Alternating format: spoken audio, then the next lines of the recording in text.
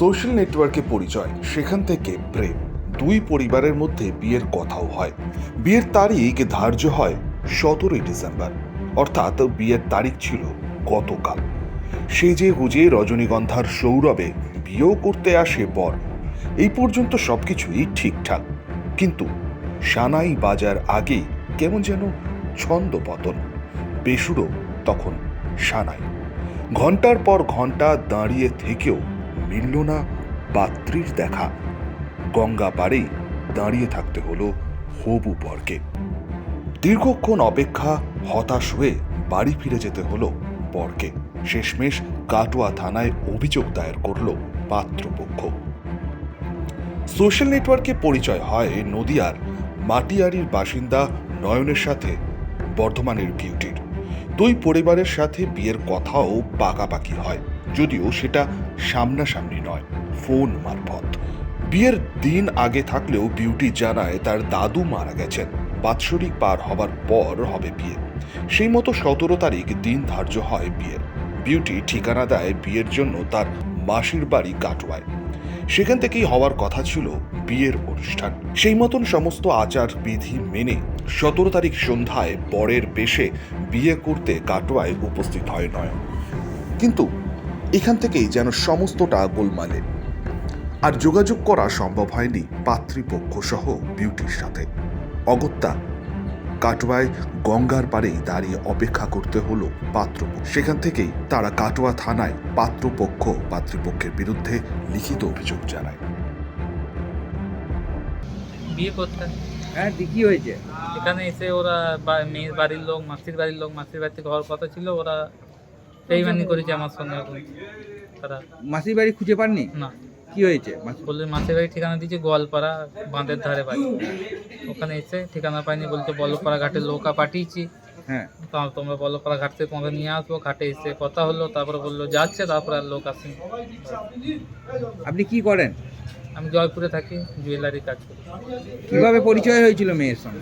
মেয়েটার একটা বান্ধবীর সঙ্গে আমার একটা বন্ধুর বিবাহ হয়, সেই থেকে যোগাযোগ। মেয়েটার সঙ্গে দেখা হয়, 2-3বার দেখাও হয়েছে মেয়েটার সঙ্গে 2বার। এখন কি করবেন? এখন আমরা কি করব, কেস করলাম থানায়, এবার বাড়ি যাচ্ছি। থানায় বললো তদন্ত করে আমাদের হয়ে জানাবে। আমরা জানতে চাই এইটাই, আজকে তো বিয়ের ডেট ছিল না, তারা আজকে বিয়ে করতে এলেন হঠাৎ? আজকে ওদের 28 তারিখে প্রবলেম ছিল একটা, ওর একটা দাদু মারা গিয়েছিল। বছর কি হয় না হলে বিয়ে হয় না, বছর কি হয়েছে 28 তারিখে। আজকে 30 তারিখে এক্সট্রারি করে দিয়ে দেবো বাড়িতে, রবিবার বাড়িতে উকিল ডেকে এক্সট্রারি করে। আমরা শুধু একটা জিনিসই জানতে চাই, আমাদের ওনারা আগে না মানা ওরা এরকম কেন করলে, এটা হচ্ছে তদন্ত। ওরা তো বলেই দিতে পারতো যে না আমরা বিয়ে দেবো না। কাটোয়ার ঘোষপাড়া বাঁধাঘাটের কাছে এসে ওখানে গিয়ে ফোন করলাম, ফোন তুললো, বললো 5 মিনিট পর আমাদের লোক যাচ্ছে, তোমরা দাঁড়াও। দিয়ে 5 মিনিট ছেড়ে 1 ঘন্টা হয়ে গেল, দাঁড়িয়ে আছি, কোনো ব্যাপার নেই। দিয়ে তারপরে মেলা পাবলিক দাঁড়িয়ে গেল। পাবলিকে বললো যে এই ব্যাপার, চলো আমরা ওই কী ডাক্তারের এখানে নাম বললো, ওর কাছে বাড়ি, তাহলে আমরা যাচ্ছি, চলো। এ পাড়ায় নয়। দিয়ে আমাদের দিয়ে আর আসেনি? হ্যাঁ, মেয়ের বাড়ি থেকে কেউ আসেনি না। দিয়ে লোক কোনো পাত্তাই নেই। দিয়ে আমাদের তারা নিয়ে এলো, পাবলিকে নিয়ে এলো, ওই ঘোষপাড়া থেকে পাবলিকে নিয়ে। ফোন করে পাওয়া যাচ্ছে না মেয়েদের বাড়িতে? ফোন করি, মেয়েকে সুইচ অফ করে দিই, মেয়ের ফোন কেটে দিয়েছি। তা ছেলে কি বিয়ে করবে বলেই এসেছিল তো? হ্যাঁ, বিয়ে করবো তো সেজে গুজে এসছে। 4 হাত এক হবার আগেই সব যেন ভেঙে চুরে চুরমার। এক লহমায় শেষ হয়ে গেল স্বপ্ন। নয়ন জানাচ্ছে কেন এমনটা করার দরকার ছিল। শঙ্কু কর্মকার, শক্তি নিউজ 24/7, কাটোয়া।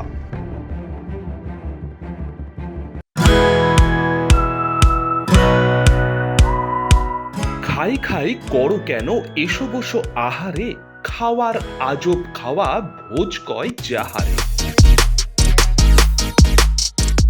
ভোজন রসিক বাঙালির খাওয়া দাওয়ার সেরা ঠিকানা মানেই Sher-e Bengal. Indian, Chinese, south Indian, continental ডিশের হরেক রকম সম্ভার এখন একই ছাদের তলায়। এছাড়াও রয়েছে শের-ই বেঙ্গলের স্পেশাল কিছু আইটেম, যা একবার মুখে দিলেই ভোলার নয়। ঘরোয়া পরিবেশে হোটেলের আতিথেয়তা আপনাকে মুগ্ধ করবে। রেস্তোরাঁর পাশাপাশি রয়েছে থাকার সুবন্দোবস্ত। সিঙ্গেল বেড থেকে ডাবল বেড, ট্রিপল বেড এবং ডিলাক্স এসি রুম। পাচ্ছেন 24 ঘন্টা পানীয় জল ও বিদ্যুৎ পরিষেবা, রয়েছে লকার, পার্কিং এর সুবন্দোবস্ত, এছাড়াও এসি, গিজার, টিভি, সিকিউরিটি সহ লন্ড্রির সুবিধে। মিটিং বা যে কোনো সামাজিক অনুষ্ঠানের জন্য এখন নিশ্চিন্তেই আসতে পারেন শের ই বেঙ্গলে। Sher e Bengal, JP avenue, Sagarbhanga, SBI ব্যাংকের ঠিক পাশেই, দুর্গাপুর 713211। যোগাযোগ নম্বর 9609900511 অথবা 9775555222। শের ই বেঙ্গল, একবার আসলে বারবার আসতেই হয়।